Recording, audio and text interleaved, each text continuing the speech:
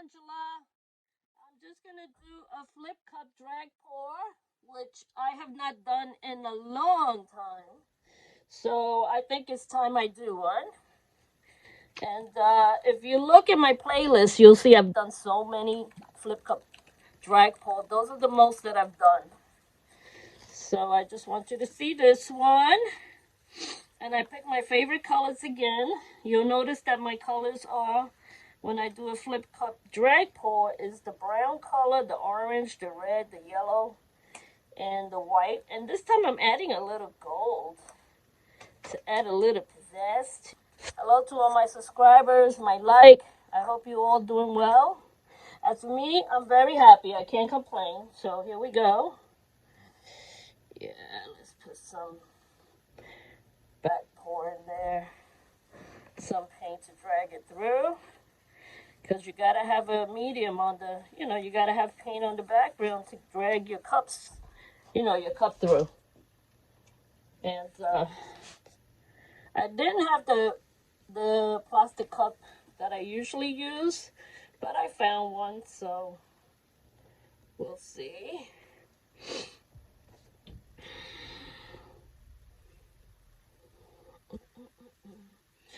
Let's see if this one comes out good, like the other ones.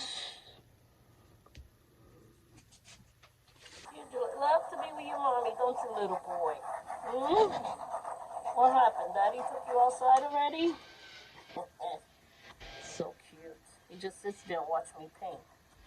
Alright, I'm going to put the colors in the cup. So I have this cup. It's a small cup, but it's okay. And I'm going to dig a hole through the side is where I usually put my holes to get air in there so the paint could just come out when you dread about it. Or which way it comes out better for you. So I'm just putting the paints. It doesn't matter what order or how you put it. Sometimes I pour it from far away because I want it to all blend together, all the colors. Or you could throw it in there like you do a ring pour. Very close to the cup itself. So far I got all the colors together. Yeah. Let's see. Put the gold in. I'm just going to drop the gold from all the way up, because I want the gold to kind of penetrate all the way through. That's one color that I want saturated throughout the whole paint. This is a newer one. Alright, so now I take my cup full of paints. See, that's all the paints in there, all 6 of them. Yep. I'll put the paint colors in the description. Everything's always in the description. For those who keep asking me and don't read the description in the bottom, you will notice that it's all there. So here you go. Because I put a hole, makes it travel even better. You see? Traveling of that paint route. And I have so much paint, and I still got paint left over.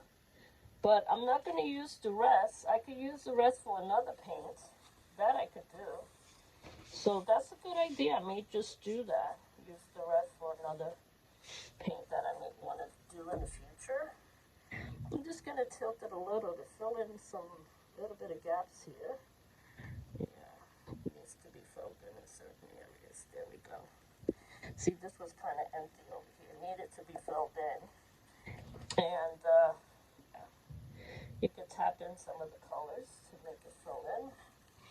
Over here needs a little bit more. Let it fill in right in there. Just pour the rest of it in there. Come on, baby, come on out. Come on out. You don't want to come out. There we go, it's out.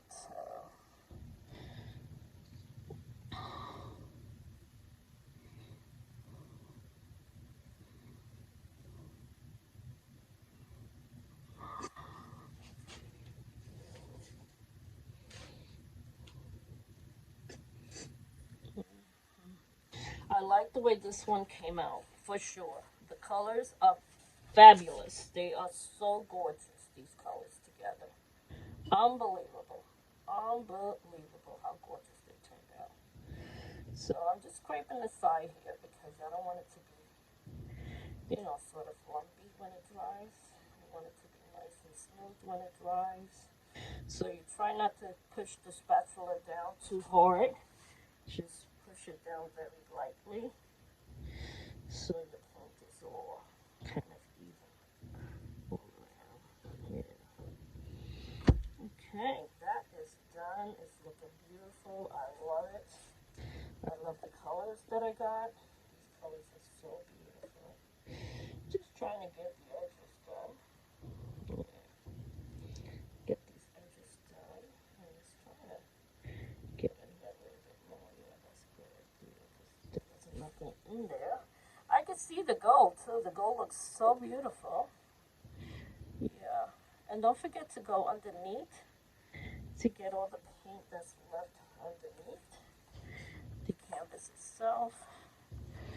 You want that paint to all go through, zip through there. Yeah. The sides. Get the sides, get underneath so you don't have all those drippings. Yeah.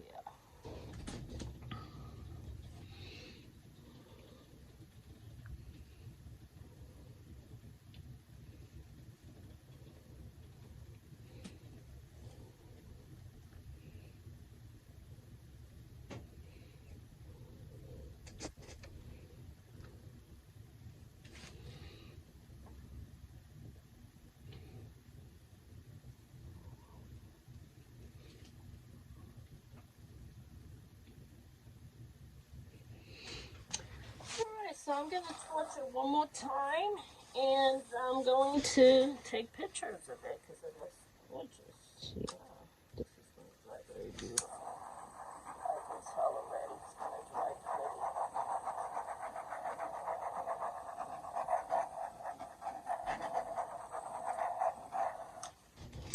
There you go. Now, if you want to stretch it out a little bit more, the paint, you could kind of hit it with a straw.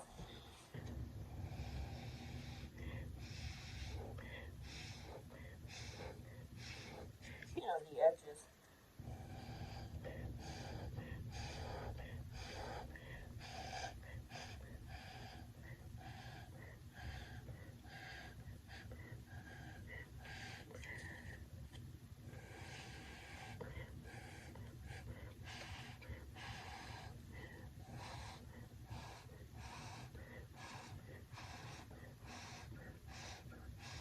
So that way your edges look a lot neater. You know, they can look really pretty by doing that. So the edges.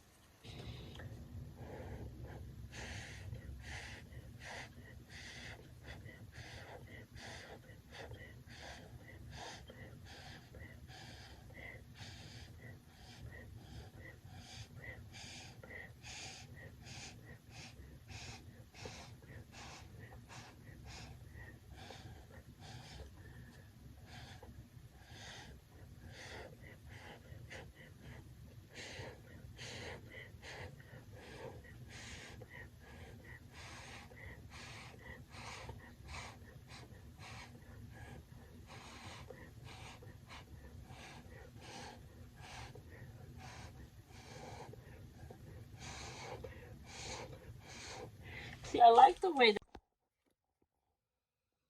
Alright, here go my left hand corner. And I don't have any Australia Floetrol. The only thing I put in this was the acrylic, polyacrylic, the paint, and the American Floetrol. That was it. That was all I put in this. So I got pretty good sales with the silicone, I guess. And the polyacrylic also helps for some reason. And sometimes it depends on the paint you use also. I use the Glisten white paint for the base, and the Glisten white satin paint really works good for me. Look at these cells, how pretty are those. I love the corners. I love how everything turned out on this one. It's really, really gorgeous. Love you all. God bless.